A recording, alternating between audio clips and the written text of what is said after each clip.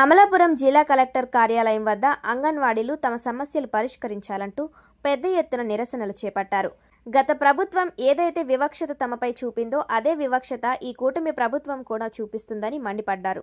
చాలీచాలని జీతాలతో తాము ఉద్యోగాలు చేస్తుంటే ప్రభుత్వ సంక్షేమ పథకాలు వర్తించట్లేదని, రేషన్ కార్డులు కూడా ఇవ్వడం లేదని అంగన్వాడీ నాయకురాలు కూటమి ప్రభుత్వంపై ఆగ్రహం వ్యక్తం చేశారు.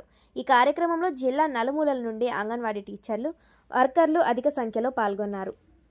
నేను anganwadi workers and helpers union జిల్లా ప్రధాన కార్యదర్శిని. ఈ రోజు మన డాక్టర్ బిఆర్ అంబేద్కర్ కోనసీమ జిల్లా కలెక్టరేట్ దగ్గర అంగన్వాడీలు పెద్ద ఎత్తున నిరసన తెలియజేస్తా ఉన్నారు. ముఖ్యంగా దీంట్లో ప్రధానమైన డిమాండ్ ఏంటంటే, ఈ రోజు ఈ కూటమి ప్రభుత్వం గత ప్రభుత్వమే జీవో ఇచ్చింది 11,000 దాటిన వాళ్ళు ఎవరికి కూడా సంక్షేమ పథకాలు అమలు చేయకూడదు అనేది.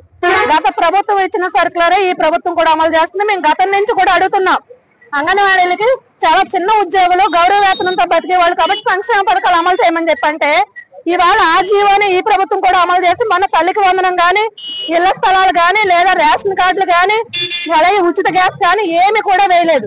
ఇవాళ అంగన్వాడీ వర్కర్లకి 11,500 అయితే హెల్పర్ కి 7,000 రూపాయలే, మినీ వర్కర్లకు 7,000 రూపాయలే, కానీ వాళ్ళకు కూడా వేయలేదు. ఆ బిడ్డకి ఎవరికైనా పెళ్లి అయ్యి రేషన్ కార్డు సెపరేట్ చేసుకుందామంటే మీ అమ్మ ప్రభుత్వ ఉద్యోగి కాబట్టి మీకు రేషన్ కార్డు ఇవ్వమని చెప్తా ఉన్నారు. కాబట్టి సంక్షేమ పథకాలు అమలు చేయాలి, అలాగే FRS రద్దు చేయాలి. వేతనాలు ధరలు ఏమో విపరీతంగా పెరుగుతా ఉన్నాయి.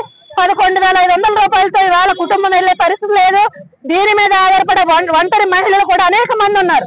కాబట్టి వేతనాలు పెంచాలని, యాప్ల భారం తగ్గించాలని, మినీ సెంటర్లు మెయిన్ సెంటర్లుగా మార్చాలని చెప్పేసి ఈ డిమాండ్లతో ఇవాళ ఈ కార్యక్రమం జరిగింది.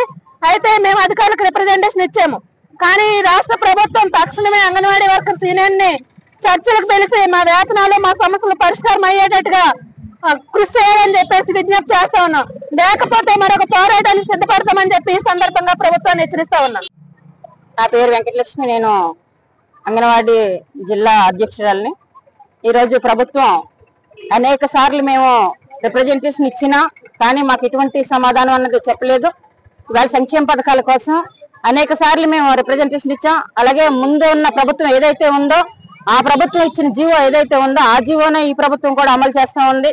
కానీ మేము 42 రోజులు మేము సమ్మె చేసిన కాలంలో మా దగ్గరికి వచ్చి మా టెంట్ దగ్గర కూర్చుని మేము కూటమి ప్రభుత్వం వస్తే మేము మీ కోరికలన్నీ కూడా తీరుస్తామని చెప్పిన కూటమి ప్రభుత్వం ఏదైతే ఉందో ఈ రోజు తీర్చకలేదు. కానీ పాత జీవోనే దాన్ని అమలు చేస్తూ మాకు సంక్షేమ పథకాలు కానీ ఏమీ రానివ్వకుండా చేస్తూ ఉంది. ఈ రోజు జీతాలు కూడా సరిగా 2 నెలల నుంచి పెండింగ్ లో ఉన్నాయి, శాలరీస్ కూడా వేయట్లేదు. అలాగే సంక్షేమ పథకాలు ఏ ఇళ్ల స్థలాలు కానీ, అలాగే రేషన్ కార్డులు కానీ, ఫ్రీ గ్యాస్ కానీ ఇలాంటి ఏవి కూడా మాకు వర్తించట్లేదు. అలా కాకుండా పనిచేయని ఫోన్లు మా చేతికి ఇచ్చి పనిచేయండి FRS చేసి పెట్టి FRS ని కానీ ఈకేవైస్ కానీ మొత్తం చేయాలని చెప్పేసి ప్రభుత్వం భారం పెడతా ఉంది. ఇది సెల్ ఫోన్లు పనిచేయకుండా మేము పనిచేయకపోతే అధికారులు అనేకమైన ఒత్తిళ్లు మా మీద తీసుకొస్తా ఉన్నారు. ఈవేళ ఈ FRS EKYC గురించి అనేక మందికి హార్ట్ అటాక్ల ప్రాబ్లంతో అంగన్వాడీ వర్కర్స్ చనిపోతా ఉన్నారు. అయినా ఏది ఏమైనా ప్రభుత్వం పట్టించుకోవట్లేదు. కనుక ఇది ఒక హెచ్చరికగా ప్రభుత్వానికి మేము ఈ సమ్మె మొదలు పెట్టాం. ఇది జూలై 9వ తారీఖున మేము దేశవ్యాప్తంగా ధర్నా చేస్తా ఉన్నాం. అదిప్పటికీ కూడా ప్రభుత్వం మాకు సమాధానం చెప్పకపోతే ఆగస్టు నెలలో మొత్తం సమ్మెలకు దిగుతామని చెప్పేసి ప్రభుత్వానికి హెచ్చరిస్తా ఉన్నాం.